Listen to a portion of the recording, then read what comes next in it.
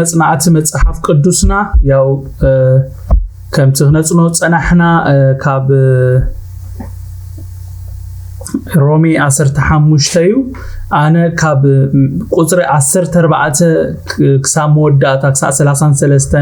ዘሎ ሓሳብ ኢሎም መዓልቲ ከካፍለኩም ማለት እዩ መጀመሪያ ግን ካብ ቁጥሪ 14 ክሳብ 21 ዘሎ ሓሳብ ከንብቤሞ ጎይታ ኣብ ውሽጠይ ዘቐመጦ ዝተረዳእኒ ዝተማሃርኩ ድማ ሼር ክገብረኩም ማለት እዩ ኣሕዋቴ ብዛዕባኻትኩም ሲ ብጽቡቕ ነገር ሙሉኣት ምዃንኩም بفلتت زبل كل كم زملائكم نحدثكم بممعاد كم زخون لكم أنا بعلي تردي له جناخت بمنفس قدوس التقدس مسوا أحزاب قبول من انتخاون بونجيل أملاخ نعجل جلكو نيسوس كريستوس عجل جالي نهزام من انتخاون سي كاب أملاخ توهب نتسجع خمسة زخاخركم كوينه بحدا وجن أزيد في رأس حفل صحاف كلكم إن بعرسي بحيل منفس قدوس بحيل تأمرتن تأمراتن نمزاز حساب كريستوس بقالن بجبرن زي جبروس كزارب اللقوا أيدفرن يمو بناء أملاخ بيسوس كريستوس زمك حلو علني كم زكابي يروساليمن كبابي عن جميركسا إلى ريكون نت وانجيل كريستوس بملو سبب كوو كم تبوو زي تنقر لهم كريوهم توم زي سمعوا خستبولو يوم زبل صحف دا أمبر عبلالي تخالي سب زمسروتو مسارت كي حانس سي عبتو كريستوس تسميلو زبل وانجيل كي سبغ كبرتي غيريو اللهو يبل what a wonderful message إذا قبل زي كابنا إذا حالف مصنعتنا زقصل زلو كفليو بزح حالف سومون قدم خلت سومون مالتي كاب قطر 1 13 رينا نيرنا لو مدما مقصلتان موداتان ناي مقراف 15 نري زلنا اب قطر 14 انتايلو حواريا باولوس احواتي بزعباخاتكم سي بصبو نجر مولات مخانكم بفلطت زبله كله كم زملاخم نحد حدكم من معدون كم زخونلكم انا بعلي تردي الله يبلنا أبز حارة باولوس بزعباتهم عبروما زنوبرو كريستيانات بزعبا سلسة زلوهم صبو نجارات قلت اللهم بزعبو خنعدهم كله ينادر إزلنا تقدم يزولهم نجار انتاي يندهر إلنا بصبو نجار ملوءات كم زخوني آمين كأتي خلأي دما بفلت الزبالة كله كم زملؤيو تزاريبو الثالث دما نحد حدهم كم زمع عدويو أبزي هارب أولس تقيسو وزولو مالتي زي هارب أولس تقيسو وزولو عبيت نتبتات نعبيت بتخريستيان أزيوم عقدست نجاراتيوم آمين بتخريستيان بزوم سلست نجارات تملي أمو حسابوا بتصبو نجار زبالة ملئت بتخريستيان محسابوا بفلت زبالة كله زملأت بتخريستيان حسابوا نحد حدات مع عاد بتخريستيان حسابوا إذا نجار زي إذا quality زي أب رومي زلا بتخريستيان كم زلوا يزنقرنا زلوا هاري باولوس هاري باولوس بزقال جيرون تاي كم محلال فلهم دلي زلوا ملأخت دهر إلنا أنا أبتزلكم كوسخكم بزعبا وانجيل دما حدا قلت زي كونو نجارات قلت أخبر لكم أنت زي كونوس حدش نجار أمتقالكم من يزبل ملأختيز نجرام زلوا أبزي بتصبو نجار ملؤات كم زخانو كنجرام كله هنردو زلنا نجار انتايو تصبو نجاراتهم بتكبر زقلت نجار كم زخانو هنسعتي بالنا نامي بتصبو نجار ملؤات كوينا بتصبو نجار ملؤات كوينا اندحر تزلنا تصبو نجارات زين ما قالوا اندحر كوينا نعدا يدليناني حق ايدو قدسان أبز حواري باولوس اتزلوهم تصبو نجار بتكبر استقلت أسل زخونه يو بزعبات تزلوهم تصبو نجار كتصحفوا لهم تقديدو أبزت بتصبو زبل قال تقولوا القالي أوشتو بتصبو نجار زبل قال أوشتو نلوهات هياونت سناي زبلة أوشتو زحقو فقالي آمين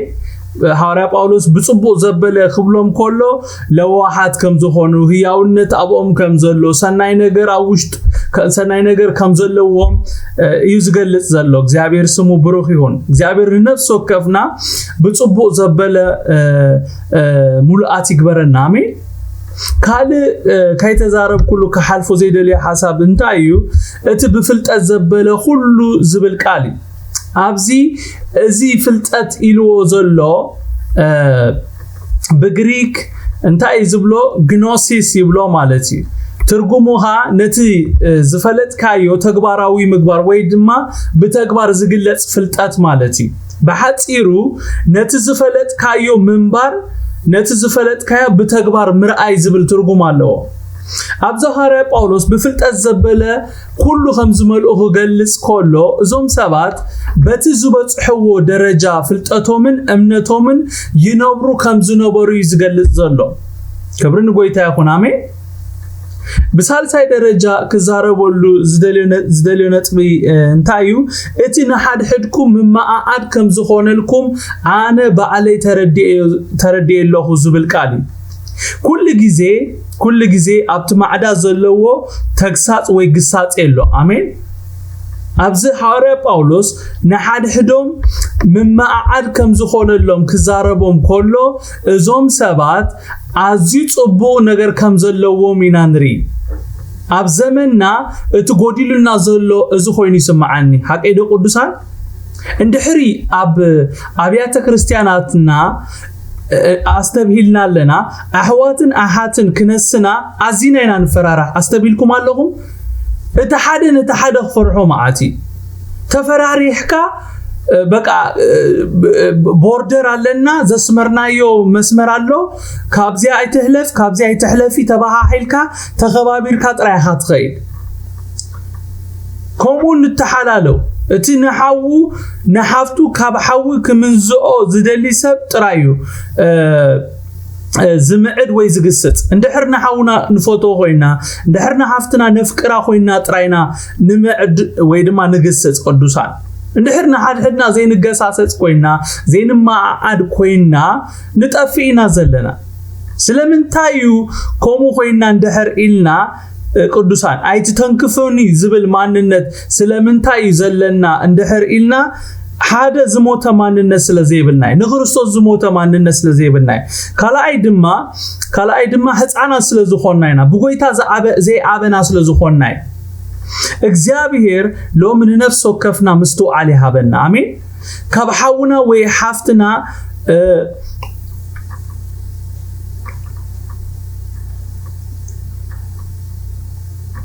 ካብ ሓውና እናፍቀረና ወይ ሓፍትና እናፍቀረትና ናብ ጥፍአት ዝኸዱና ንግዚኡ ጸሊኦምና ዳሓርና ሓዋሩ ክንከስቦም ይሕሸና አሜን ዶ ቅዱሳን አሜን ዶ ክጸልዓኒዩ ከምዝንድሕር ኢለዮ ክጸልዓኒያ ከምዝንድሕር ኢለያ እናበልካ ነቲ ምሳኻ ዘምልኽ ነቲ ምሳኻ ዝዝምር ነቲ ምሳኺ ትዝምር ነታ ምሳኺ ትዝምር ናብ ጥፍአት ካብ ትኸይድ ወይ ድስኻ ናብ ጥፍአት ካብ ትኸይድ እቲ ክዛረቦ ዘለኒ ነገር ተዛሪበ ጸሊእኻኒ ዳሓር ክኸስበካ ሓሽን አሜን ዶ ስለዚህ እዚኦም ሰባት ብምማዓድ ሙሉአት ከም ዝኾኑ ክነግሮም ኮሎ ንሓድሕዶም ሲ ኣብቲ ምማዓድ ተግሳጽ አሉ ይገሳሰጹ እዮም ሓደ ክብድል ኮሎ እቲ ሓደ ነቲ ሓደ የቕንዖ እዩ እግዚአብሔር በዚህ በረከት እዚ ባረከና አሜን መጽሐፍ ቅዱስና ኣብ ኤፌሶን 4 ካብ 14 ክሳብ 15 ከይድና ንንብብ ኮለና ከምዚ ዝብል ቃል ኣሎ ድሕር ሕጂ ንሕና በቲ ካብቲ ብምጽባር ሰብን ንምፍሓስ ስሕተት ዝኸውን ተንኮልን ዝመጽእ ናይ ትምህርቲ ሁሉ ንፋስ ኒውነጀው ንድፋን ንኽብከቡን ቆልኦት ምእንቲ ኸይንኸውንሲ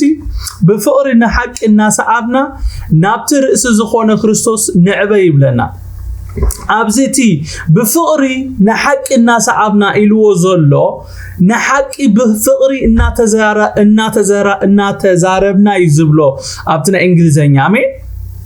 አሜን ዶ እናተዘራረብና እናሰዓብና ዘይኮንስ እናተዘራረብና تحقسي بفقرنا تزارب كمالتي سلازي اندحرنا حد حدنا نفقر كوينا بفقر دما نحد حدنا كنما عاد قالونا انت زي كوينو اتي ابنا حد حدنا زلو فقري حقنيا فقري ايكونن اندحرنا حويك معد زي كال اندحرنا حفتك معد زي كال وي حوي مصينا اي كمعدني كغسصني كملسني زي كال اندحر كوينو حقنيا فقري ابا يبلون وي انا اب حقنيا فقري اباكم يبلين أب قصر 15 كينا هنا نبي كلنا نتابعنا جناخة بمنفس قدوس التقدس مسوا حسب قبول ما أنت خون بونجل أملاخ الناقل قلكو نا يسوع كريستوس عقل قال إن هذا ما أنت خون سي بتي كاب أملاخ توهاب نتسجع خمسة زخا كروكم كينه بحد وجن عزيدة في رت حاف كلكم يبل أبز حارة باولوس انتايز قبر زلون دهر إلنا أبتزلوا فلتت بت أملاخ زحابو حوارا ويتسجع يوسخهم فلتت يوسخهم يزلا ولا كو حوارا باولوس بأكل سبيهم ويمهرهم انتزيف فلتة تعويت أتبي أزفلت سبسل زخونة نتزلوا حق إن سبرومي دفيرو خزاربهم كلون ري نهارا باولوس دفرت كابي يمتين دهر إلنا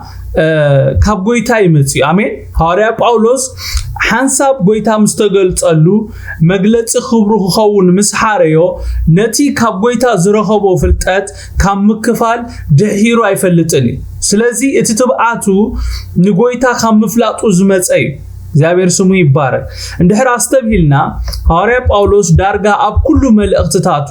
በዛዕባቲ ካብ አምላኽ ተዋህቦ ጸጋ ይዛረብ ስለምንታይ በተደጋጋሚ በዛዕባ ዝጸጋ ዝዛረብ እንደህር ኢልና ሐዋርያ ጳውሎስ እቲ ዝጸውዖ ዘድሓኖ ውህበት ዘሓቦ ኮሙና ናብ አሕዛብ ዝለኣኹ እዚ ጸጋ ከም ዝኾነ አጸቢቆ ስለዝፈልጥ كلا أيدما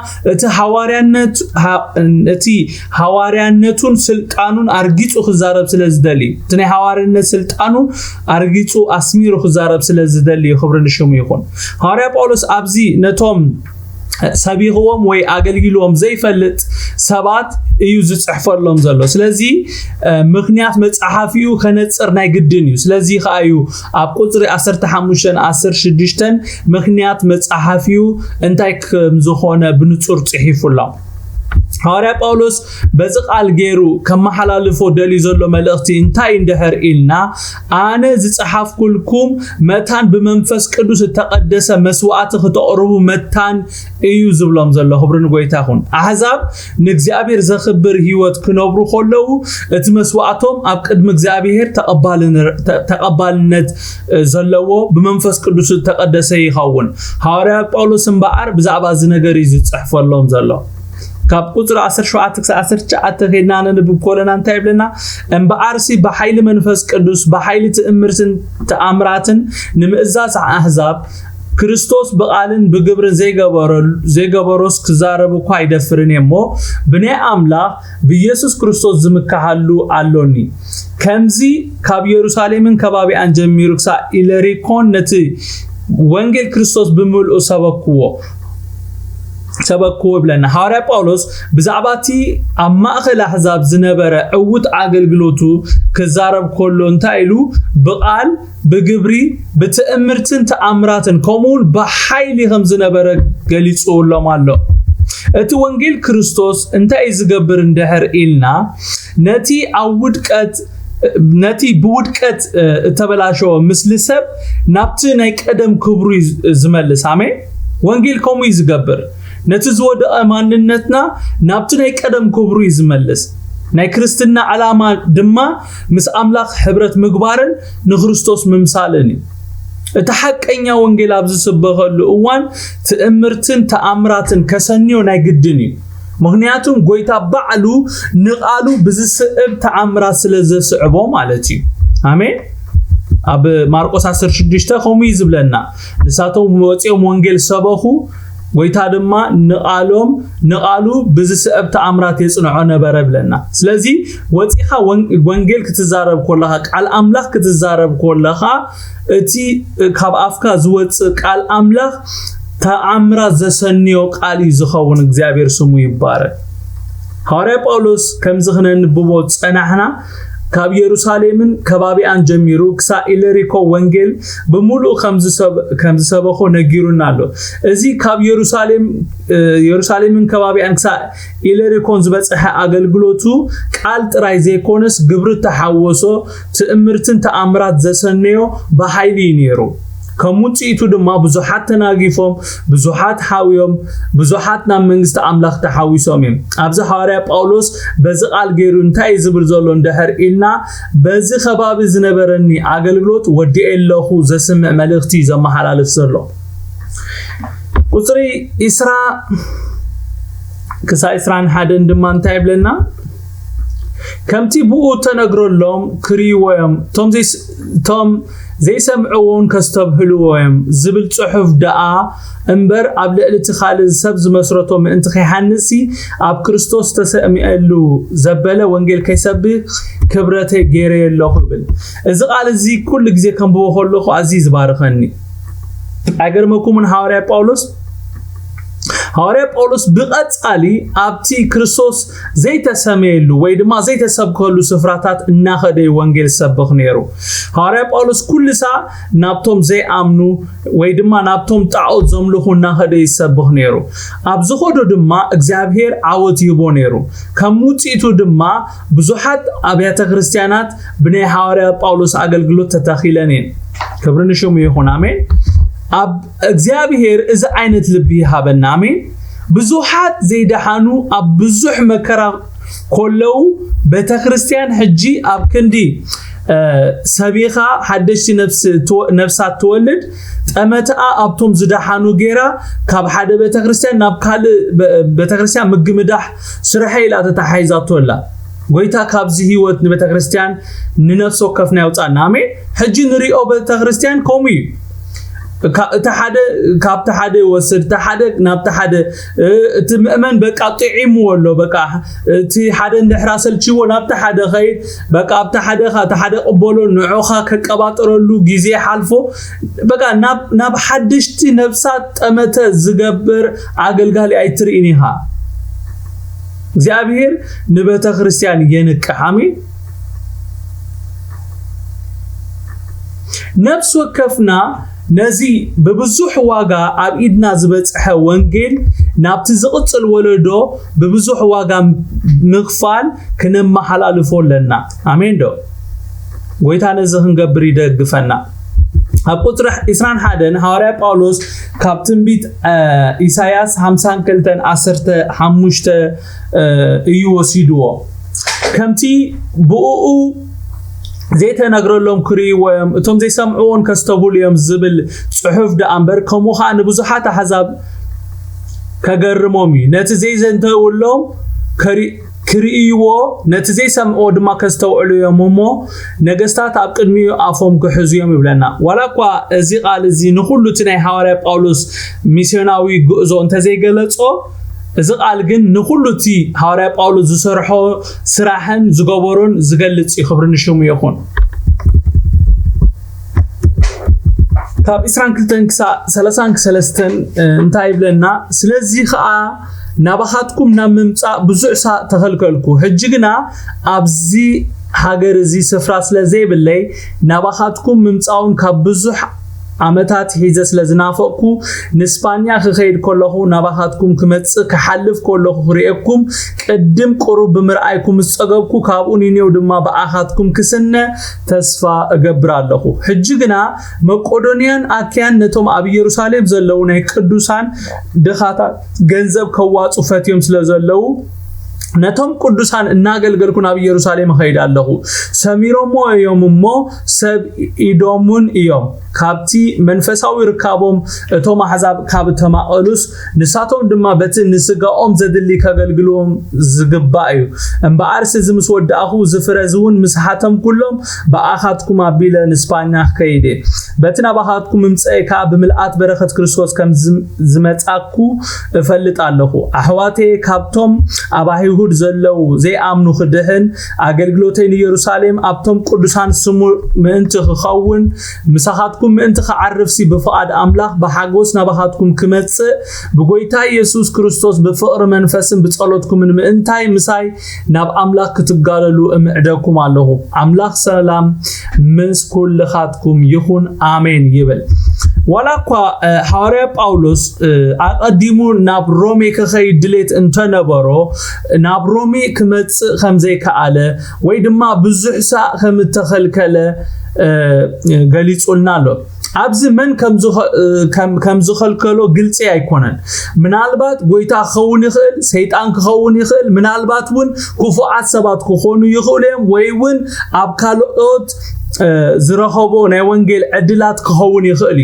ብዘይ ተፈልጠ ምኽንያት ግን ናብ ሮሜ ክመጽእ ከምዘይከኣለና ኣብዚ ንርኢ ዘለና ኣብ ቁጥሪ 23-24 እንታይ ይብል ሕጂ ግና ኢሉ ኣብዚ ሃገር እዚ ስፍራ ስለዘይብለይ ናባኻትኩም ምምጻውን ካብ ብዙሕ ዓመታት ሒዘ ስለዝናፈኩ ንስፓንያ ክኸይድ ከለኹ ናባኻትኩም ክመጽእ ክሓልፍ ከለኹ ክርኤኩም ቅድም ቁሩብ ብምርኣይኩም ዝጸገብኩ ካብኡ ኒኔው ድማ በኣኻትኩም ክስነ ተስፋ እገብር ኣለኹ ብለና ሐዋርያ ጳውሎስ ናብ ሮሜ ንምምጻ ብዙ ጊዜ ይደሊ ከም ዝነበረ ኣብ ሮሜ 1:10-15 ግብረ ሐዋርያት 19:21 ግብረ ሐዋርያት 23:11 ተጠቂሱሎ እቲ ባህጊ ከምኡን እቲ ጎይታ ተዛረቦ ቃል ኣቦትኡ ኾሎ ሐዋርያ ጳውሎስ ግን ኣብቲ ንሱ ዝደልዮ ሰዓት ክኸይድ ኣይከኣለን ኣብዚ ሒዝናዮ ዘለና ክፍልውን ሐዋርያ ጳውሎስ እቲ ዘለዎ መደብ ዝገልጸሎም ዘሎ ከምቲ ኣብ ግብረ ሐዋርያት ዝረኤናዮ ሐዋርያ ጳውሎስ ናብ ስፔን ክኸይድ ኣይከኣለን ናብ ሮማ ግን ከም እሱር ኣብ ቅድሚ ቄሳር ክፍረድ ይኸይዱ እዚ ድማ ንዝተፈላለዩ ሰባት ወንጌል ንኽሰብኽ እድል ከፊቱሉ እዩ ሐዋርያ ጳውሎስ ምስቶም ኣብ ሮሜ ዝነበሩ ክርስቲያናት እዩ ህብረት ክገብር ዝሓስብ ነይሩ ናይ ጎይታ አጀንዳ ግን ንሱ ስለዘይነበረ ናብ ሮማ ከም እሱር ኣብ ዝጓዓዘሉ ዝነበረ እዋን ንዝተፈላለዩ ሰባት ሰበስልጣናት ከምኡ ነገስታት ወንጌል ክሰብከሎም እድል ከም ዝረኸበ ርኢና ነርና ክብሪ ንሽሙ ይኹን የስ ሰብ ሓስብ ኣብ ልቡ ዝነበረ ካሊ ነይሩ አጀንዳኡ ዝነበረ ካል ነይሩ ግን ከምቲ ንሱ ዝደልዮ ኣይኮነን ብኻል መንገዲ ናብ ሮማ ከም ዝኸደይና ንፈልጥ ማለት እዩ ካብ 25-29 እንድሕር አንቢብና እንታይ ብለና ሕጂ ግና መቆዶንያን አክያን ነቶም ኣብ ኢየሩሳሌም ዘለው ናይ ቅዱሳን ድኻታት ገንዘብ ከዋጹ ፈትዮም ስለዘለው ነቶም ቅዱሳን እናገልገልኩ ናብ ኢየሩሳሌም ኸይድ ኣለኹ ሰሚሮም የምሞ ሰብ ኢዶሙን እዮም ካብቲ መንፈሳዊ ርካቦም እቶም አሕዛብ ካብ ተማኦሉስ ንሳቶም ድማ በቲ ንስጋኦም ዘድሊ ከገልግልዎም ዝግባእ እዩ እምበኣርስ እዚ ምስ ወዳኣኹ ዝፍረዝውን ምስ ሓቶም ኩሎም በኣኻትኩም ኣቢለን ስፓንያ ኸይደ በቲ ናባኻትኩም ምምጽእ ካብ ብምልኣት በረኸት ክርስቶስ ከም ዝመጽኣኹ እፈልጥ ኣለኹ ብል ሐዋርያ ጳውሎስ ከምቲ ክብሎ ጸናሕኩ ንነዊሕ እዋን እዩ ነቶም ኣብ ኢየሩሳሌም ዘለው ቅዱሳን ገንዘብ ዝእክብ ነይሩ ነዚ ክንርኢ እንድሕር ደሊና ኣብ ቀዳማይ ቆሮንቶስ ምዕራፍ 16 ካብ ቁጥሪ 1-4 ኣሎ ካልኣይ ቆሮንቶስ ምዕራፍ 8 ቁጥሪ 9 ክነንብብ ንኽእልና ነዚ ሓሳብ እዚ ግን ኣብ አንጾኪያ ዝነበረሉ ጊዜ እዩ ረኺቦ ማለት እዩ ግብረ ሐዋርያት 11:30 12:25 ከና ክነንብብ ንኽእልና ማለት እዩ ሐዋርያ ጳውሎስ ነዚ ክገብሮ ዝጀመረ ስለምንታይ እንድሕር ኢልና መታን ዓላማ ናይ ሐዋርያ ጳውሎስ እንታይ እንድሕር ኢልና ቅዱሳን በሓፈሻ ስለምንታዩ ካብ ገንዘብ ካብ አሕዛብ ዝኾኑ ወገን አኪቡ ናብ ኢየሩሳሌም ዝወስድ ነይሩ ወይ ድማ ዘብጽሕ ነይሩ እንድሕር ኢልና መታን እታ ኣብ ኢየሩሳሌም ዘላ ቤተክርስቲያን ወይ ድማ እቶም አይሁድን እቶም አሕዛብን ሓደ ክኾኑ ህብረት ክፈጥሩ መታን አሜን ዶ እቲ ዝገብሮ ዝነበረ ሁሉ በዕላማ ይዝገብሮ ነይሩ መታን እተን ክልተ ጎይታ ኢየሱስ ክርስቶስ ሓደ ሰብ ክፈጥር እዩ ሞይቱ ስለዚህ እቶም አይሁድነቶም ሂዞም ስለዝኸዱ ዝነበሩ እቶም አሕዛቡን ቆሙ ስለዝነበሩ አሞንጎም ፍሪሊ ስለዝነበረ መታን ብሪጅ ክፈጥር መታን መስመር ክገብር ናብ ሓድነት ከምጾም ስለዝደልዩ ነቶም አሕዛብ ኢንቮልቭ ክገብሩ ዝገብር ነበረ ማለት እዩ ከምዚ ኣብዚ ቃል ነንብቦ ዘለና እቶም ገንዘብ ዘዋጹ ተገዲዶም ዘይኮነስ ፈትዮም እዮም ዝገብርዎ ነይሮም ክብሪ ንሽሙ ይኹን ኣብ ቁጥር 27 ሐዋርያ ጳውሎስ ሓደ አገዳሲ ነገር ተዛሪቡሎ ካብቲ መንፈሳዊ ርካቦም ቶም አሕዛብ ካብቶም አውሉስ ንሳቶም ድማ በቲ ንስግኦም ዘድሊ ከገልግልዎም ዝግባዩ ኢሉሎ ነዚ ሐቅ እዚ ኣብ ዝተፈላለዩ መልእክትታቱ አስፊሩዎ አሜን ደኦዱሳን ኣብ ቀዳማይ ተሰሎንቄ ምዕራፍ 5 ካብ 11 ክሳብ 13 ኸይድና ነንብብ ኮለና እንታይ ይብልሲ ስለዚ ከምቲ ትገብርዎምን ዘለኹም ንሓድ ሕድኩም ተማዓዱሞ እቲ ሓደ ነቲ ሓደ ይሕነጾ ግና ካቱም ኣሕዋትና ነቶም ኣባኻትኩም ዝጽዕሩን ብጎይታውን ዝመርሕኹም ዝምዕድኹምን ክትፈልጥዎም ንልምነኩም ኣለና ስለቲ እዮም ብብዙሕ ብሉጽ ፍቕሪ ኣኽብርዎም ንሓድ ሕድኩምን ብሰላም ንበሩ ይብለና እግዚአብሔር ስሙ ይባረክ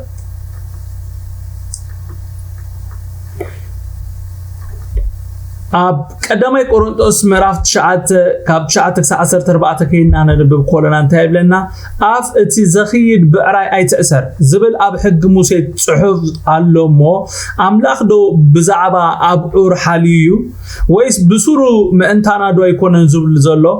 እቲ ዝሓርስ ብተስፋ ክሓርስ እቲ ዘኽይድ ከዓ ግዲኡ ክረክብ ብተስፋ ክኽይድ ዝግብኦ ስለዝኾነ ምእንታናዩ እዚ ተጻሒፉ ዘሎ ንሕና ንኣኻትኩም እቲ ናይ መንፈስ ካብ እንዘርአልኩም ነቲ ናይ ስጋኹም እንተዓጸድና ዶ በዚሕናዩ ካልኦት ካብዚ መሰል እዚ ኣባኻትኩም ተማኣልቲ ካብ ዝኾኑስ ንሕና ዶ ግደ ዝኣዘዘየሎናን نحنا قلنا نوانجيل كريستوس معجت أنت كاين جبرسي نقول نعجس إمبر نزم السل زي أي وسدنا يون توم قدوس عقل جلوت زقل جلو كابتن بيت مقدس كم زم الجبو توم كم أب مسوي زقل جلون مسوي كم زكافلو دو عيد فلتونيهم كمودما قويتانا توم وانجيل سبكو بوانجيل كم الجبو سريع الله مع الله يبلنا آمين دو اسكا آمين بلو نزي እግዚአብሔር ይባረኩም آمين بلو እንታይ ብላ በቀዳማይ ጢሞቴዎስ 5 ካብ 17 ክሳብ 18 እቲ ጽሑፍ አፍት ዘኸይድ ብዕራይ ተእሰር ድማ ንዓያዩ ውዕለት ይግብኦ ይብልሞ ነቶም ጽቡቕ ዘገልግሉ ሽማግሌታት ምናዳ ነቶም በቃልን በምህሮን ዝጽዕሩ እጽፊ ክብሪ ይግብኦም እዩ آمين دو آمين بلو قديبلكم برختكم أبزي زلو برختكم أم مجلجالي زلو برختكم كابتو قويتا زهابكم نخالوت أم مقال إيزولو زابير سمي بارك قويتا يسوس أم ماتيوس 10 كابر بعكس 40 كلتن كم زيلو نأخذكم زقبل نعي زقبل نمن نتوم عقلقلتو زقبل نتوم نسو زحاريو نتوم كمعدونا كمهرونا عبل علينا زشامهم سبات نعنا زلأخلنا سبات لأخات اكزيابير نعقم زقبل نقويتاي زقبل اتنا عايز زقبل دمانة تزل آخرني زقبل ننبي بسم نبي زقبل عصب نبي يركب نسعادق بسم صادق زقبل دما عصب صادق يركب كابزوم نعشتو نحدقوا صبو غيركم سمعوني لومي بزوحات حراخت وصيهم بزوحات بريك ثرو اب هيوتكم كتراخبيهم بزوحات ناي زمانات حتوهم ناي زمانات قاصروهم كفتاحي እግዚአብሔር ስሙ ይባረክ አሜን ዶ በዚህ ዝነግረኩም ዘለኹ ሐቂ እግዚአብሔር ብሬክ ثرو ዘምጻልኩም ሰባት አለው ካብዞም ነዓሽቱ ይሉ ነሐደኳ በስም ወደ መዝሙር ናይ ጎይታ በመሆኑ ጥራይ ጣሳ ዝሑል ማይ ጥራይ ዘሰቲ አስቡ ከቶ ከምዘይስህን በሐቂ እብለኩም አለኹ ኢሉሎ መኒ ነዚ ጎይት ነዚሉ መኒ ነዚ ተዛሪቦ ሰባይ ኮነን ተዛሪቦ ጎይታ ኢየሱስ ክርስቶስ ተዛሪቦ እንድሕር ጎይታ ናይታ ጣሳ ዝሑል ማይ ዘስተናያ አስብ ዝሕብ እንድሕር ኮይኑ ከመይ ደኣ ነቲ ካብኡ ዝዓቢ እንገብሮ ነገር አስብ ዘይሂበና መናለው ዘአምኖ ጎይታ ተአምኑ ወዲኹም ክንድቲ ነታ ጣሳ ማይ ዘሃብናያ ናይታ ጣሳ ዝሑል ማይ ዘስተናያ አስብ ዝሕብ ጎይታ እንድሕር ኮይኑ ክሳታ ናይ ጣሳ ማይ ወሪዱ ዋጋ ዝህብ እንድሕር ኮይኑ ከመይ ደኣ እቲ ካብኡ ዝዓቢ እንገብሮ ነገር አስብ ዘይበናቱም ሰባት ብፍላይ ናይ ሓበሻ በረኸት ተታሒዙ ዘሎ በዚ ሓብ ክትወሃብ ኢኻ ክበሃል ኩሉ ሕማም ይሕሞይ ከም ገለ ዝገብሮ አቱም ሰባት ሎም እግዚአብሔር በቃ በተአምራት ይፈውሰና አሜን ዶ በተአምራት ይፈውስኩም አሜን መታን ናብት እግዚአብሔር ዝራኤልኩም ክትአቱ መታን ካብ እግዚአብሔር ሄቨን በቃ ናይ እግዚአብሔር በረከት ክትቀበሉ እግዚአብሔር ናይ ገሊጹለዩ አም ቴሊንግ ዩ ጎይታ ገሊጹለዩ እነግረኩም አለሁ ጎይታ ስለዝገለጸለይ ዝነግረኩም ዘለኹ بفلاي بزعبا جنزب كزرب كله بزعبا محاب كزرب كله زحمكم سبات لو متفوسوا بعلهم بعندبتكم بركة مرجع ما يتوتسوا እግዚአብሔር ይመስገን ካብ አፍና ዝወጽ ነገር ይዝወርሰና ካብ አፍና ነውጾ ዘርኢ ኢናና አጽድ ኣብ አፍና ሞትን ህይወትን አሎ ሰብ ድማ ነቲ ዝዘርኦ ይዛዓጽድ ስለዚህ ሰሰናዩ ዝርዑ እግዚአብሔር ስሙ ይባረክ መብዛሕቴና እቲ ንኻልኦት ኣብ ምግልጋል ዘሎ ኣብ በረኸት ኣይተረዳአና ብጀካ ክንግልገል ክነገልግል ኣይንፈቱን ኢና ብሰንኪ እዚ ተሐቀኛ በረኸት አምላኽ ናብ ህይወትና ክሳሕጅ ኣይመጽን I'm telling you حقኛ በረኸትና እግዚአብሔር ናብ ህይወትኩም ክመጽዶ ብዙሕ ነገር እግዚአብሔር ክገብረልኩም ትደልይዎ ነገር አሎ ግን ንስሓትኩም ሓንቲ እትሱ ዝሓተተኩም ነገር ክትገብሩ ኣይትኽሉን ይሆ ሎም እግዚአብሔር ጸጋብ ዝሃለ ይበልዎ እቲ ዝበልካን ንኽገብር ጸጋብ ዝሃለ ይበልዎ ናብ ተሐቀኛ ናይ እግዚአብሔር በረኸት ክትአቱ እንድሕር ደልይኹም ብምግልጋል ዝእተው እግዚአብሔር ይመስገን ኣብ መጽሐፍ ቅዱስና ንቅዱሳን ብምግልጋል ኣብ ህይወቶም ምጥሓስ ምክንዋን ዝተዓጽወ ነገራቶም ምኽፋት ዝኾነሎም አለው ንዘመናት ዘይተመለሰ ጸሎትና ናይ ዘመናት ቋጾሮ ብምሃብ ይስበር አሜን ዶ ብምግልጋል ይስበር ጣሳማይ ብምሃብ ይስበር እግዚአብሔር ስሙ ይባረክ ታሱናማይ ሰበይቲ ቅዱሳን ታሱናማይ ሰበይቲ ንነብይ ኤልሳ ብምግልጋላ ከሲባን በራይ ከሰረትን ሐቀይዶ ንዓና በገዛይ እተው ይዕርፍ ኣብ ገዛይ ብላ ስተይ ብምባላ ከሲባን በር ከሲራደ ንነብይ ከም ነብይ ስለዝተቀበለት ዓስብ ነብይ ረኺባ አሜን ዶ መብዛሕቴና እዛ ሰበይቲ ንነብይ ኤልሳ ማዕጾ ቤታ ብምኽፋታ ውሉድ ከም ዝረኸበት ወይ ድማ ወዳ ካሙት ከም ዝተንሰአ ጥራይ ንፈልጥ ንኸውን ካቡን ለዓሊ ይኾይኑላ ነዛ ሰበይቲ እዚኣ ካቡን ለዓሊ ይኾይኑ እዚ ናይ እግዚአብሔር ሰብ ኣብቲ እሳት ነብረሉ ዓዲ ጥሜት ከም ዝኸውን ካብ እግዚአብሔር ምሰመዐ ስለዘገልገለቶ ኣብቲ ዘልዮ እዋን ኣብ ጎኑስ ደው ስለዝበለት ከይዱ በዓሉ ነዛ ሰበይቲ እዚኣ እንታይ ኢልዋ ኣብዚ 7 ዓመት ጥሜት ክኸውን ስለዚ ዘለኪ እኽብክብ አቢልኪ ነዚ ጥሜት ተሓቢእኸ ሕለፍየ ኢልዋ አሜን ሰናይ ስለዝገበረትሉ ንሳም ቤታን ካብ ጥሜት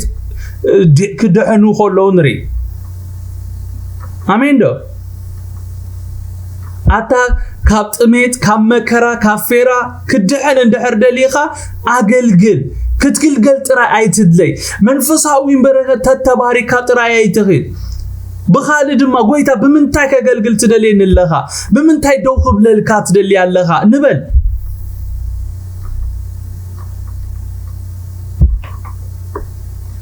نزي أكم أبن الزمت أخو سلمنتاي اندهر الكمني اتنملخو أملاخ زغل قلوو زرس قفاعي أملاخ كم زي كون خريئكم سلزدلخوي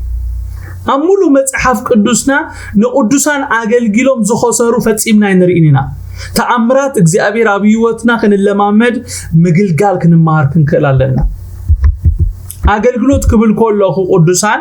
أغل قلوت كبل كولوخو بزح عينت أغل قلوت هالو قالي سب أغلغلوت كبحال كله بجنزب مقلقال كوينو كسمو يخلي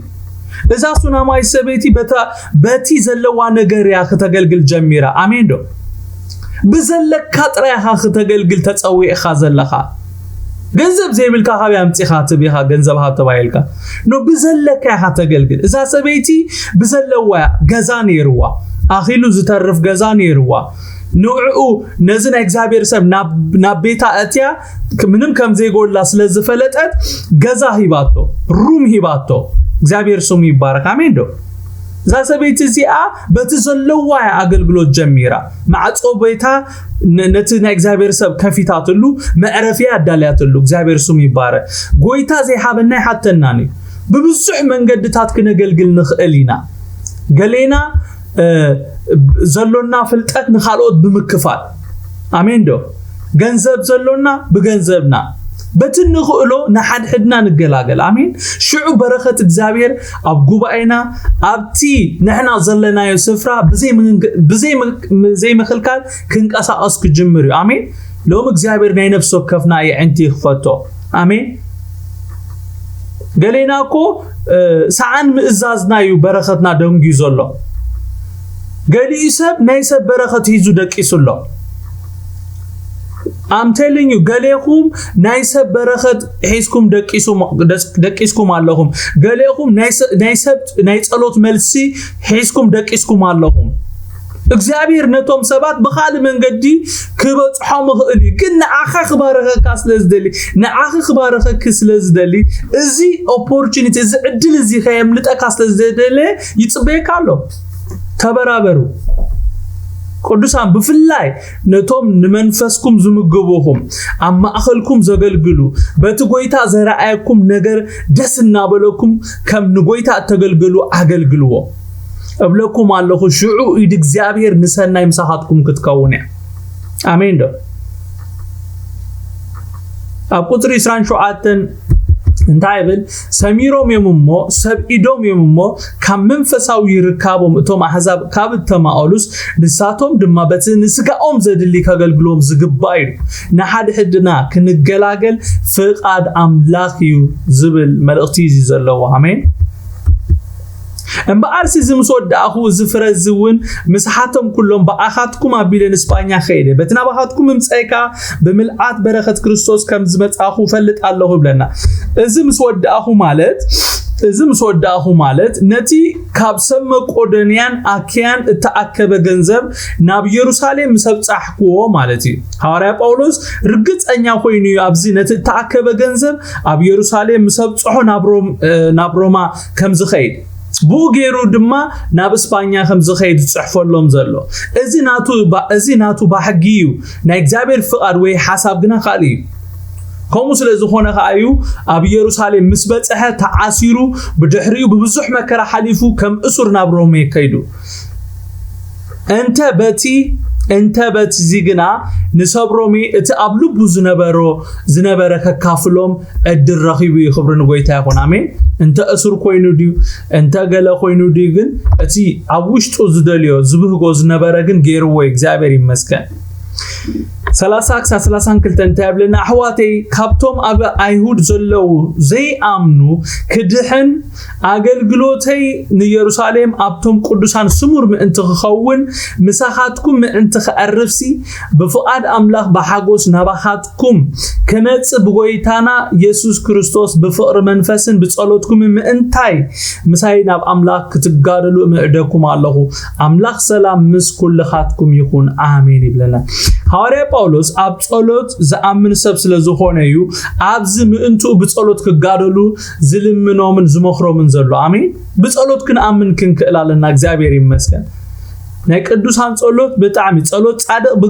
ብግብረይ ብዙሕ ከም ተስልጥ ስለ ዝፈልጥ እዩ ብጸሎት ምእንትኡ ናብ ኣምላኽ ክጋደሉ ዝሓቶም ዘሎ ክብርን ጎይታ ይኹን ጸሎትኩም ዝናዓካ ይመስለኩም እቲ ካብ ኣፍኩም ዝወጽእ ጸሎት ወይ ድማ ወላ ተቃውሞ ንሰይጣን ሓዊኹም ትዘርዕሉ ዘለኹም እግዚአብሔር ስሙ ይባረክ እቲ ካብ ኣፍና ዝወጽእ ቃል ተግባራዊ ንኽገብሩ መላእክቲ ኣብ ዙርያና ኣለው እግዚአብሔር ስሙ ይባረክ ነቲ ካብ ኣፍና ነውጾ ቃል ተተቀቢሎም ክፍጽሞ ማለት እዩ ተፈጻምነት ክረክብ ዝገብሩ ማለት እዩ አሜን ስለዚ ተራሰብ የለን ኣብ ክርስቲያን እታ ቀሲልካ ትጽልያ ዲኻ ተዓዊልካ ትጽልያ ተሰማዒነት ኣለዋ ተድምዓኻ እግዚአብሔር ይመስገን አሜን ዶ ሐዋርያ ጳውሎስ እዚ ናይ መጀመርታ ጊዜ ይኮነ ንቅዱሳን ምእንቱ ብጸሎት ናብ ኣምላኽ ክጋደሉ ዝሓትት ዘሎ ብዙሕ ጊዜ ኣብ መልእኽትታቱ ክጽልይሉ ይሓትት እዩ ክብርን ጎይታ ይኹን ኣብ ካልኣይ ቆሮንቶስ 1:11 ንስኻትኩም ከኣ ብጸሎትኩም ትድግፉና ኣለኹም ከምኡን ሳላት ብብዙሕ ሰባት ዝረኸብናዮ ውህበት ጸጋ ብዙሓት ሰባት ብዛዕባና ከመስግኑ እዮም ይብል እንደገና ብኩሉ ጸሎትን ልማኖን ኩልሳ በመንፈስ እናጸለኹም ምስና ይዙን በሁሉ እናተጸመምኩም ስለ ኩሎም ቅዱሳን በጸሎት ንቁሑ ምእንታይውን አፈይ ምስከፈትኩስ ነቲ ምስጢር ወንጌል ብትብዓት ክነግር ቃል ኩዋሃበኒ ብዛዕባ በመቁሕ ተዓሰር ኩሉ ኦኸሞ ከም ዝግባአኒ ኮይነ ንምዝራብኡ ክተብ ጸልዩ ለይ ኢሉ ንሰብ ኤፌሶን ምዕራፍ 6 ካብ 18 ክሳብ 20 كنجرم كولونري مالتي أقول سير بعد سلستون تي بزعبو تأثير زلخو مستر كريستوس كنجرسي مزراب كم زجب عن من تقولتو أملاك نتقالو دقة خفتلنا من ترى دم تصلي بالآمين እግዚአብሔር ቃሉ ገልጸልካ እግዚአብሔር ትብዓት ክበካ ጸሎት የድልዩ ናይ ቅዱሳን ጸሎት የድልይካዩ አሜን ዶ ክብርን ጎይታ ይሁን ነፍስ ወከፍኩም ስለና በፍላይ ስለ ኢዮብ ተጊሕኩም ክትጸልዩ ይግባአኩም በፍላይ አና አብዝ ሰዓት እዚሲ በጣም ጸሎት ይደሊ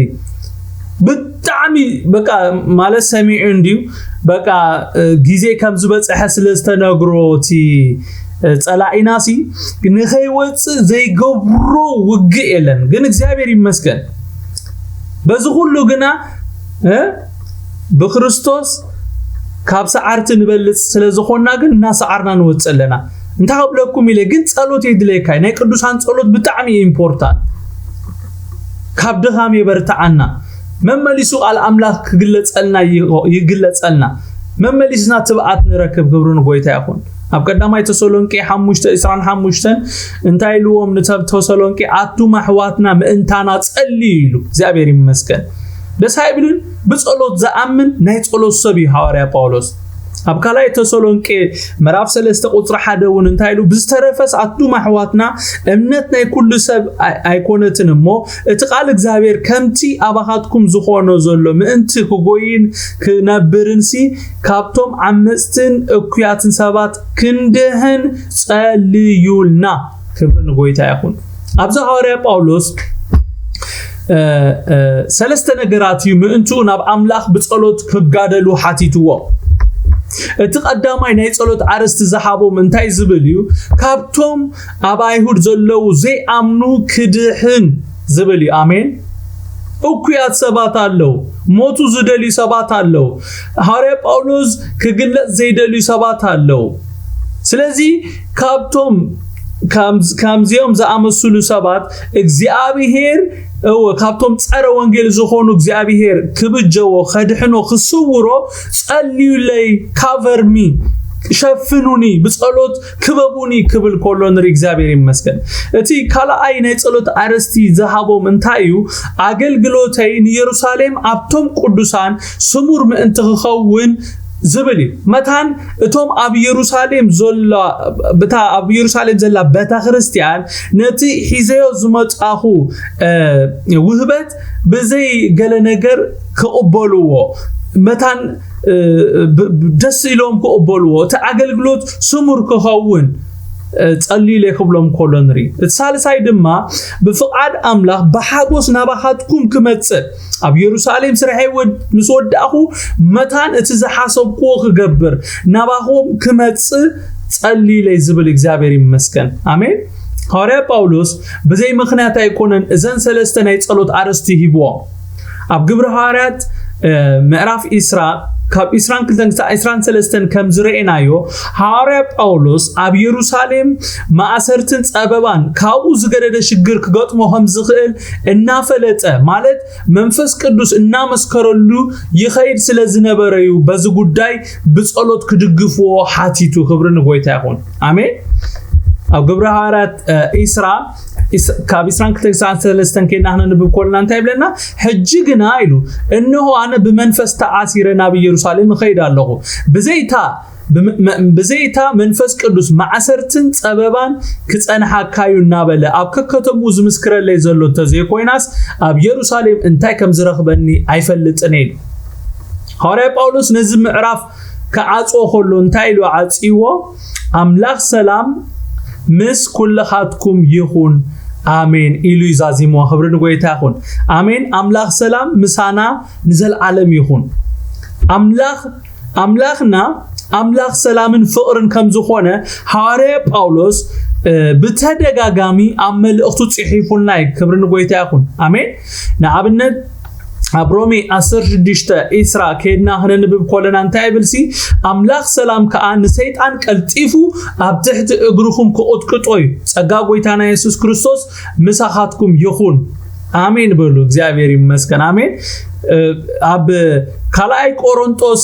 10:3-11 ድማ እንታይ ኢሉ ብዝተረፈስ አህዋቴ ተሐጎሱ ሙሉአት ኩኑ ጽኑዓት ኩኑ በሐንታ ሐሳብ ኩኑ በሰላም ንበሩ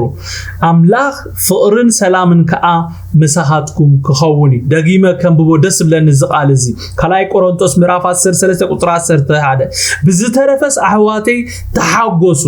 አሜን ዶ ምክንያቱም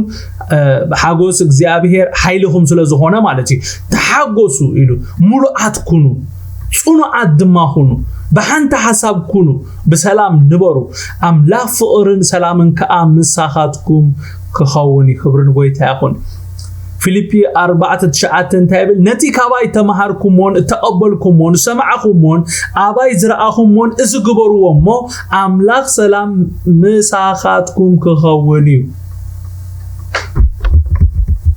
ኣብ ቀዳማይ ተሰሎንቄ